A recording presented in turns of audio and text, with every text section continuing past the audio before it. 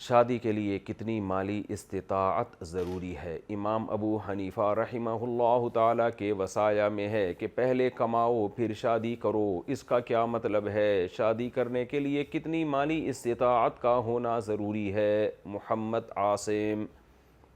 دیکھیں، شادی کے لیے شریعت میں جو حکم ہے قرآن و سنت سے، وہ یہ کمانا کہ آپ پریکٹیکلی عملی طور پہ کما رہے ہوں یہ ضروری نہیں ہے۔ اتنا بھی کافی ہے کہ آپ میں کمانے کی طاقت ہو۔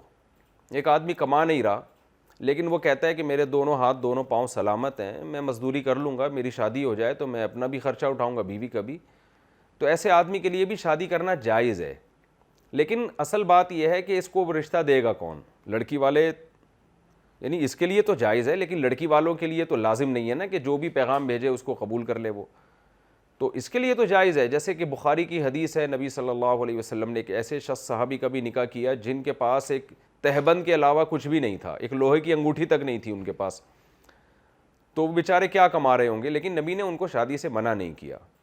انہوں نے نکاح کا پیغام بھیجا، خاتون صحابیہ وہ راضی تھی اس نکاح پہ، تو جب لڑکی راضی ہے تو آپ کما رہے ہو نہیں کما رہے ہو یہ میاں بیوی کا ہیڈک ہے۔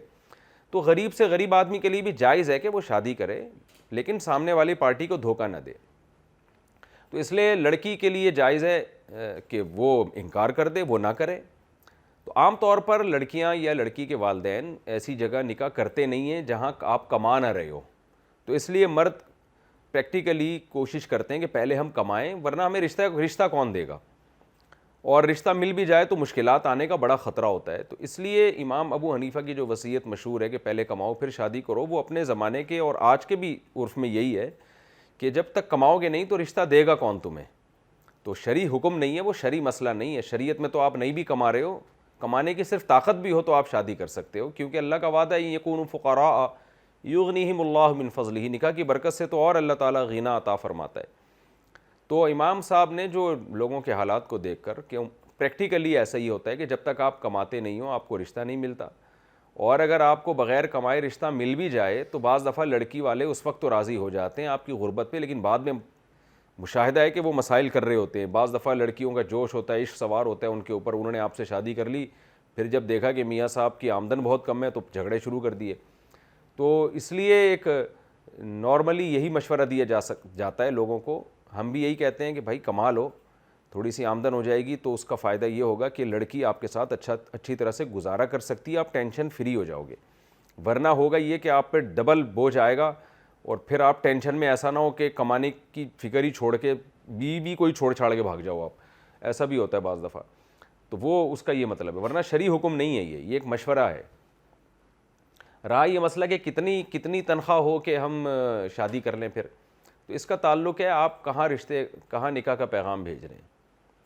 تو شریعت آپ کو کہتی ہے کہ اگر آپ غریب ہیں تو آپ غریب لڑکی سے شادی کریں، آپ کی تنخواہ اگر 20,000 روپے ہے تو آپ ایسی لڑکی سے شادی کریں جس کے والد کی تنخواہ 10,000 روپے ہو، وہ بیچاری 10,000 میں گزارا کر رہی ہے تو آپ کے 20 میں تو وہ زیادہ اچھا گزارا کرے گی۔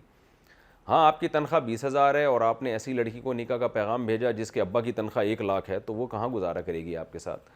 تو اسلام میں کوئی تعداد متعین نہیں ہے کہ آپ اتنا کما رہے ہوں تو آپ شادی کریں۔ اسلام میں یہ ہے کہ آپ ایک لڑکی کا، غریب لڑکی کا خرچہ اگر اٹھا سکتے ہیں تو آپ شادی کر لیں، تو اپنے معیار کو آپ گرائیں، شادی میں تاخیر نہ کریں آپ۔ بڑا یہ حیا کے خلاف سوال ہے لیکن معاشرے میں بے حیائی پھیل رہی ہے۔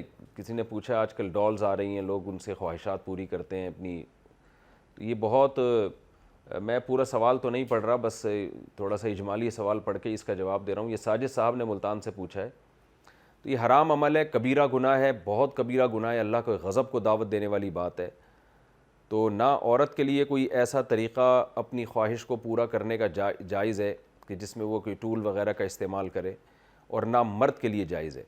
اللہ نے میاں بیوی کو ایک دوسرے کے لیے بنایا ہے، بس میاں بیوی ہی ایک دوسرے کے جسم سے اپنی خواہش پوری کر سکتے ہیں، اس کے علاوہ کوئی طریقہ بھی حلال نہیں ہے۔ نہ اپنے آپ سے اپنی خواہش پوری کی جا سکتی ہے اپنے ہاتھ سے یا کسی اور ٹول وغیرہ سے، تو میاں بیوی بس ایک دوسرے کے جسم سے فائدہ اٹھا سکتے ہیں، اس کے علاوہ تمام راستے اسلام نے بند کر دیے ہیں۔ اور اللہ نے قرآن میں کہا ہے فَمَنِ ابْتَغَىٰ وَرَاءَ ذَلِكَ، جو مرد اپنی بیوی کے علاوہ اپنی خواہش پوری کرے گا کسی بھی راستے سے، یہ لوگ اللہ کی حدود اور اللہ کی باؤنڈری کو کراس کرنے والے لوگ ہیں. تو اللہ کے غضب سے ڈرنا چاہیے, اور ہمیں گوروں کو, انگریزوں کو فالو نہیں کرنا چاہیے. ہمیں اللہ کا, ہم آخرت پہ ایمان لانے والے لوگ ہیں, ہمیں ان سب چیزوں کا آخرت میں حساب دینا پڑے گا.